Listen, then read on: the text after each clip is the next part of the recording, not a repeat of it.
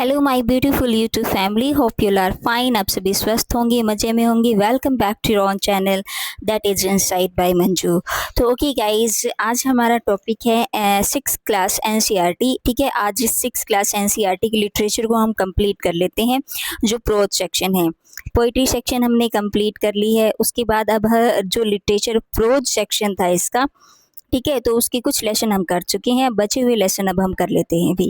ठीक है, और हर लेसन से क्वेश्चन है। जैसे अब आप सामने देख रहे हैं कि डिफरेंट काइंड ऑफ स्कूल, इस लेसन से हर बार क्वेश्चन आया है HTET TGT specific English section में। ठीक है, तो ये आपके लिए बहुत ही हेल्पफुल वीडियो होने वाली है। वीडियो में अंत तक बने रहिएगा। ठीक है, तो चलिए स्टार्ट करते हैं लेसन को। A different kind of school.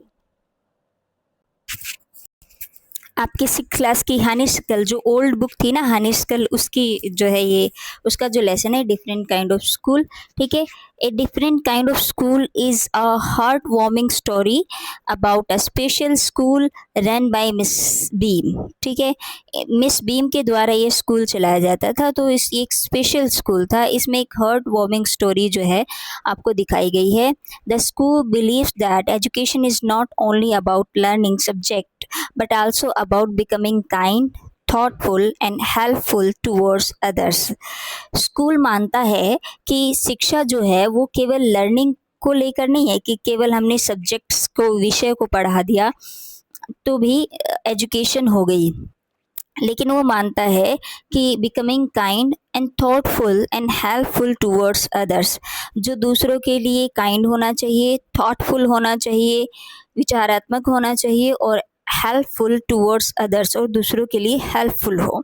ठीक है, इसमें क्या होता है कि अलग अलग तरीके के जो हैं बच्चों को हर रोज़ एक टास्क दिया जाता है जो डिफ़िकल्ट होता है। ठीक है, तो उसको जो है करना होता है।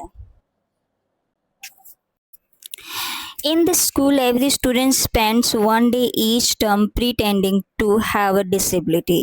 इस स्कूल में प्रत्येक स्टूडेंट को पूरा एक दिन बिताना था किस टर्म के अनुसार, कि जो उसको कोई एक डिसेबिलिटी दी जाती थी तो उसको उस डिसेबिलिटी के साथ ही पूरा दिन रहना होता था। Some children wear blind folds and act as blind people. कुछ बच्चों को क्या दिया जाता था कि उनकी आंखों पे पट्टी बांध दी जाती थी और उन्हें एक ब्लाइंड पीपल की तरह एक्ट करना होता था। Some use crutches while others pretend to be deaf and or injured।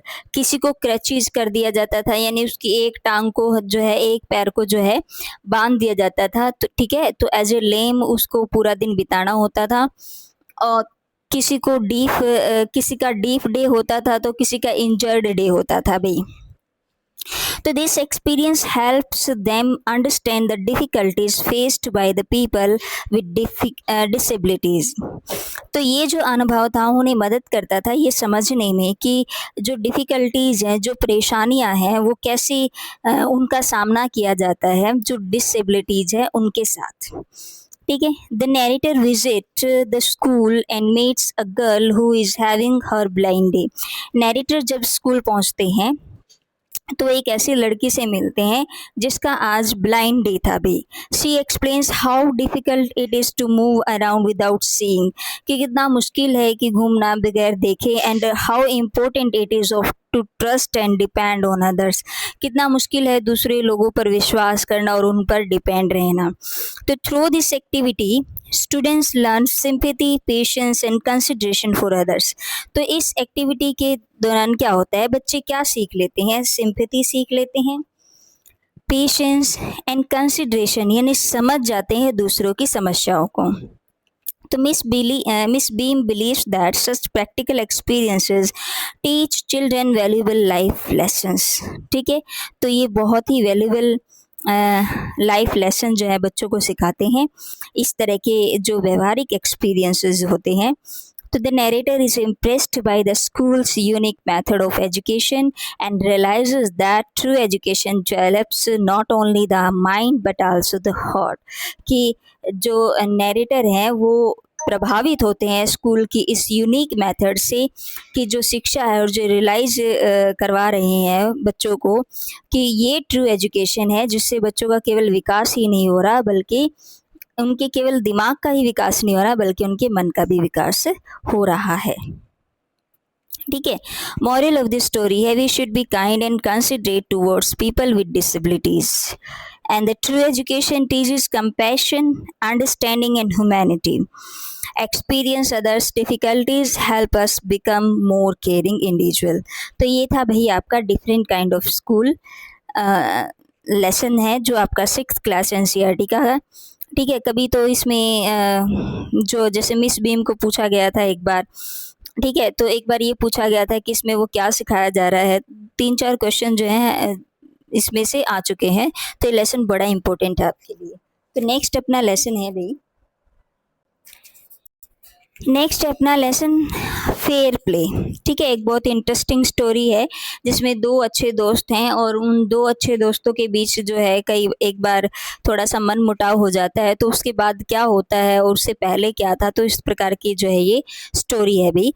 ठीक है, तो चलिए इसे पढ़ते हैं। इससे भी क्वेश्चन जो है एचटेट में देखने को मिला है, specific 60 marks TGT English section में।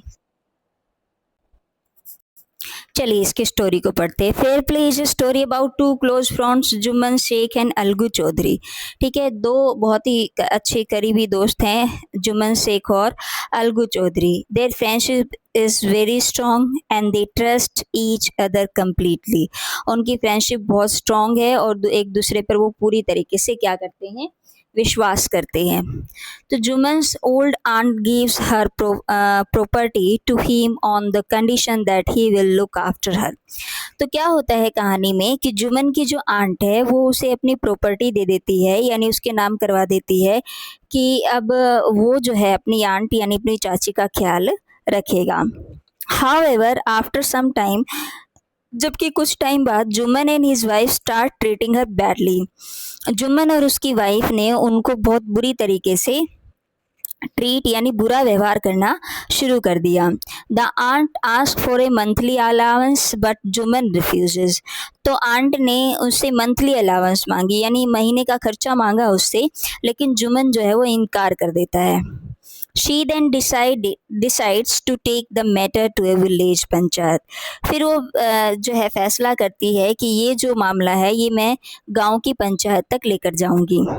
The aunt chooses Algu Chaudhary as the head of panchayat यानी as the head of punch.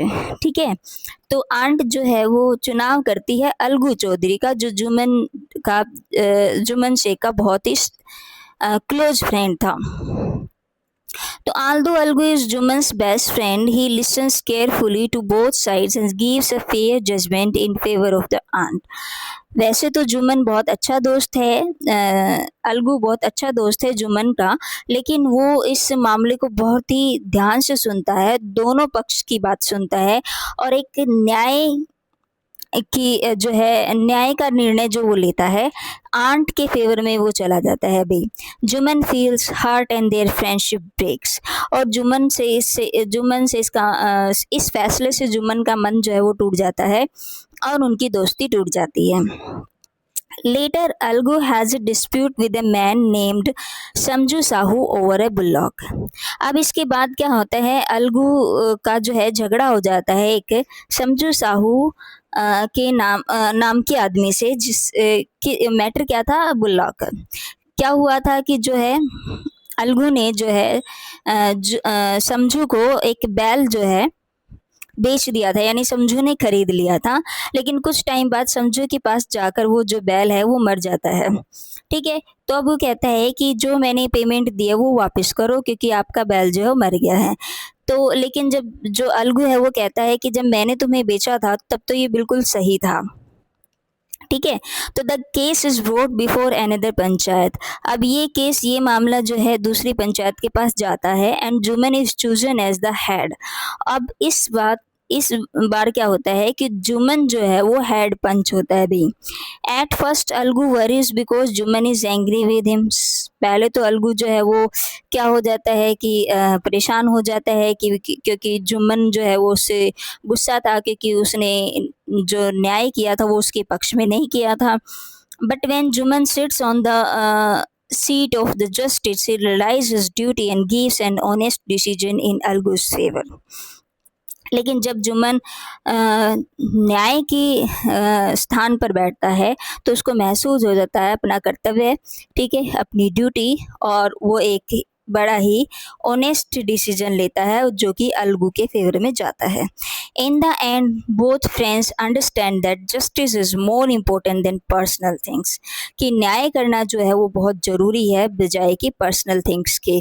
So they become friends again and learn that a true panch must always be fair and impartial. ठीक है, कि भाई पंच का जो निर्णय होता है वो हमेशा फेयर होना चाहिए और पक्षपात रहित होना चाहिए. ठीक है, तो मॉरल द स्टोरी है justice should be fair and unbiased. Personal friendship और enmity should not influence decision. तो पर्सनल दुश्मनी है चाहे वो दोस्ती है, वो पंच के निर्णय के बीच नहीं आनी चाहिए. ठीक है, तो ये था आपका लेसन भाई 6 क्लास का फेयर प्ले लेसन. ठीक है, मुझे लग रहा है कि आपको जो है पॉइंट जो है क्लियर हो रहे होंगे. तो चलिए अब आगे वाले लेसन जो है हम डील करते हैं. नेक्स्ट लेसन है आपका ए गेम ऑफ चांस. ठीक है, ए गेम ऑफ चांस. ठीक है, इससे भी क्वेश्चन जो है देखने को मिले हैं एस्टेट में. ये जितने भी लेसन आपको करवाए गए हैं हर लेसन से क्वेश्चन देखने को मिला है. ठीक है, टीजीटी स्पेसिफिक सेक्शन में सॉल्व करवा चुकी हूँ. आप प्ले लिस्ट में जाके वीडियो चेकआउट कर सकते हैं, वहाँ आपको वीडियो मिल जाएगी 6th एनसीईआरटी करके. ठीक है, सॉरी प्रीवियस स्पेसिफिक सेक्शन करके आपको प्लेलिस्ट में वीडियो मिल जाएगी. आप देख सकते हैं कि किस तरीके से इससे एस्टेट में क्वेश्चन पूछे जा रहे हैं. तो चलिए इसको पढ़ते हैं. ए गेम ऑफ चांस भाई. ठीक है, a game of chance is a story about a boy named Rashid who visit a village fair with his uncle and aunt. एक रशीद नाम के बच्चे के बारे में है जो अपने अंकल और आंट के साथ एक गांव के मेले में गया था. The fair is full of excitement with shops, rides and games. जो मेला है वो उत्तेजना से भरा हुआ था क्योंकि बहुत सारी दुकानें थी, राइड्स थी, सवारियाँ थी और गेम्स थे भी. Rashid is specially attracted by to a lucky shop where people try to their luck to win prizes. ठीक है, कि रशीद जो है ना खास तौर पर किसकी ओर आकर्षित होता है, एक लकी शॉप की ओर, जहाँ पर लोग जो है अपना लक इस्तेमाल कर रहे थे इनाम जीतने के लिए, आजमा रहे थे.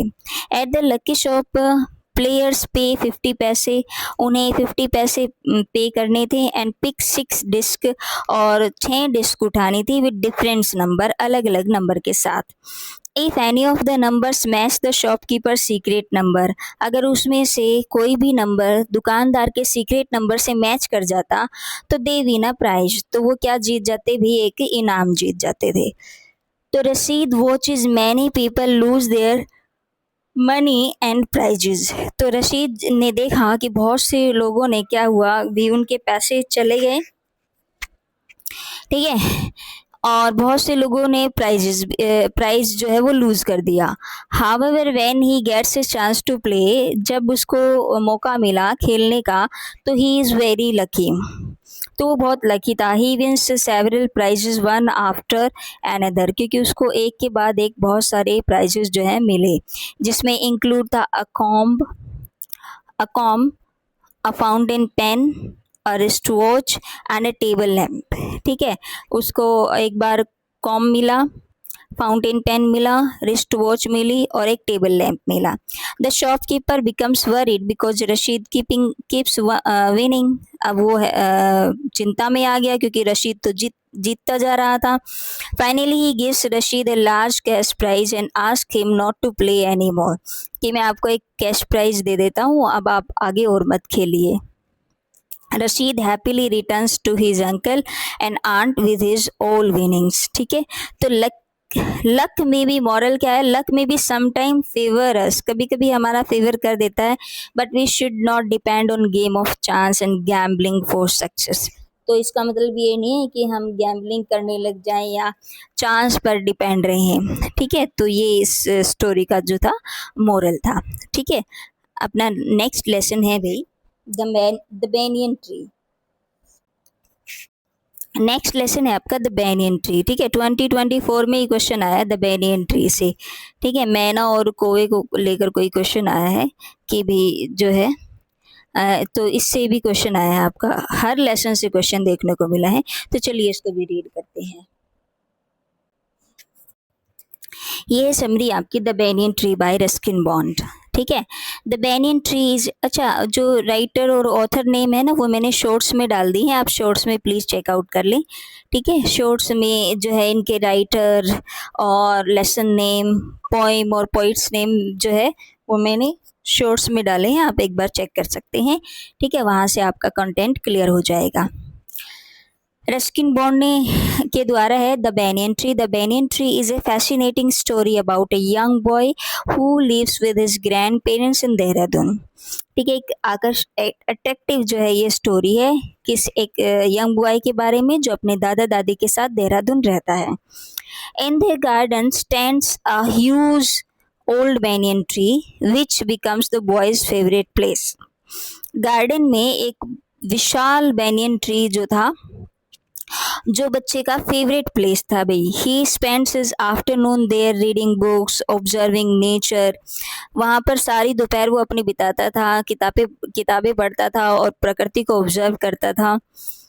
ही even friends a small squirrel that gradually learns to trust him. यहाँ तक कि उसकी एक बी फ्रेंड्स, एक दोस्ती भी हो गई थी एक छोटी सी स्क्विरल से जो धीरे धीरे उस पर ट्रस्ट करने लगी थी। One hot summer afternoon, while sitting on his platform in the banyan tree, the boy witnessed an exciting fight between a cobra and a mongoose. एक ग्रीष्म दोपहर में जब बच्चा जो है बेनियन ट्री के ऊपर ना उसने अपना एक प्लेस बना रखा था जहाँ वो बैठता था, तो क्या देखता है कि वहाँ पर एक एक्साइटिंग फाइट हो जाती है किसके बीच में, एक कोबरा यानी एक बड़े सांप और नेवले के बीच में। Both animals are fierce enemies and skilled fighter. दोनों जो थे वो खूंखार दुश्मन थे भाई और फाइटर, बहुत अच्छे फाइटर भी थे। The cobra raise its hood and prepares to strike. Cobra ने अपना हुड ऊपर उठाया और प्रहार करने के लिए तैयार था। While the mongoose move swiftly to avoid its attack. जबकि मंगूस जो था वो जल्दी से, स्विफ्टली होता है शीघ्रता से, ठीक है, उसके अटैक से बच जाता है। A myna and crow watches the battle from the near by cactus. Yes, यहाँ से क्वेश्चन आया था कि कौन देख रहा था। ठीक है, तो यहाँ उसमें ऑप्शन था भी, एक मैना और क्रो देख रहे थे। ठीक है, a myna and a crow watch the battle from a nearby cactus and try to interfere. ठीक है, और वो दोनों जो है बीच में इंटरफेयर करने की कोशिश कर रहे थे। ड्यूरिंग द स्ट्रगल्स, उस स्ट्रगल के दौरान the crow is killed by the cobra. तो क्रो जो है वो मारा जाता है, वाइल मैना एस्केप, जबकि मैना जो है वो बच जाती है। ठीक है, the fight continues for a long time. जो फाइट है वो लंबे समय तक चलती है। The mongoose remains quick and fearless while the cobra gradually became tired and weak. Mongoose जो था वो बहुत तेजी से और फुर्तीला था और निडर था, जबकि जो कोबरा था वो धीरे धीरे थक रहा था और कमजोर हो रहा था। Finally the mongoose seize the cobra by the mouth and defeats its. आखिर में मंगूस जो है वो कोबरा को उसके मुंह से पकड़ लेता है और उसे हरा देता है। It drag the dead snake into the bushes. और उसको खींचकर वो झाड़ियों में फेंक देता है, मरे हुए को, emerging as the winner of the battle. ठीक है, अब वो एक विजेता के रूप में निकल कर बाहर आया। The boy watches the entire scene with great excitement and learns about the power, courage and balance of nature. ठीक है, तो बॉय जो है इस पूरे एंटायर सीन को देख रहा था, ठीक है, बहुत ही उत्तेजना के साथ, और सीखता है power, courage and balance of nature. ठीक है, तो मॉरल क्या है, the story highlights the beauty and drama of nature. It shows that courage, skill and determination can overcome even the most dangerous enemies, every creature has its place in the natural world. ठीक है, क्या दिखाते हैं कि अगर determination, skill और करेज हो तो आप किसी भी खतरनाक दुश्मन पर विजय पा सकते हैं। ठीक है, और इस संसार में जो भी क्रिएचर है उन सभी का अपना एक स्थान है भाई। ठीक है, तो ये था आपका द बैनियन ट्री। ठीक है, हर लेसन से क्वेश्चन आया है, बिल्कुल हर लेसन से क्वेश्चन आया है। ठीक है, अच्छा इसके बाद भी अगर किसी क्वेश्चन को डील करने में आपको प्रॉब्लम हो तो प्लीज़ कमेंट बॉक्स में आप शेयर ज़रूर कीजिएगा, कमेंट ज़रूर कीजिएगा। ठीक है, so that's all for today. I hope I am able to clear the points. If you like the videos please like करें, चैनल को सब्सक्राइब करें और शेयर करें to the needed one. Thanks for watching and follow for more videos. Thanks for watching.